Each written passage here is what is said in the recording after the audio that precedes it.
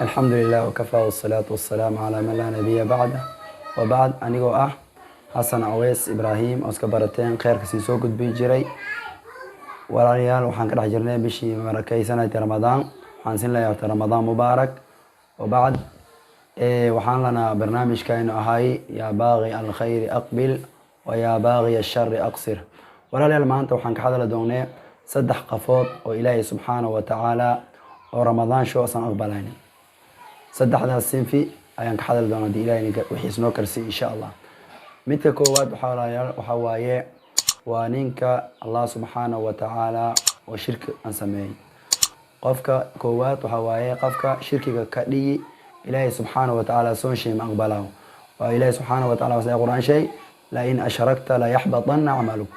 hadii shirki soo biso amalka burina Muhammad yaldi innahu man yushrik billahi faqad harrama Allahu alayhi al-janna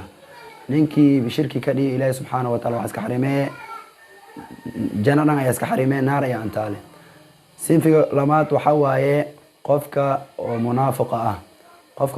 ah Ilaahay subhanahu wa ta'ala soo shay ma aqbalaa munaafiq kisrabta ah Ilaahay subhanahu wa ta'ala soon ka ma aqbalaa waa waaye munaafiqne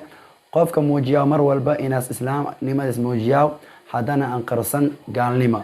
ama afkaar islaam ay muujiye waxaanu aan qarsanay afkaar gaalnimo qofkaas Ilaahay subhanahu wa ta'ala soo shay ma aqbalaa إن المنافقين في الدرك الأسفل من النار dadka munaafiqiinta naarta waxay kala yihiin waliba qaybta aan ka dambood hatta qaybta korama kale qaybta aan dambood leeyahay saadartay markay ikhwaan waxaan baahanya inaan iska ilaalino munaafiqnimo qaybta saddexaad ama qofka saddexaad Ilaahay subhanahu wa ta'ala Ramadaan ka sanka aqbalayna waxa waaye qofka taariku salaadka qofka taariku salaadka Ilaahay subhanahu wa ta'ala soo shay ma aqbalaa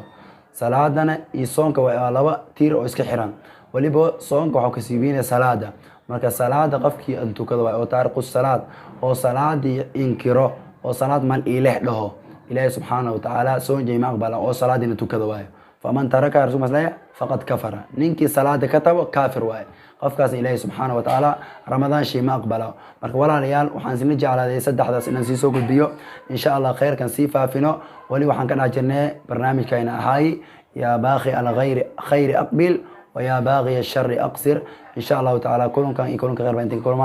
هذا وبالله توفيق والسلام عليكم ورحمة الله وبركاته.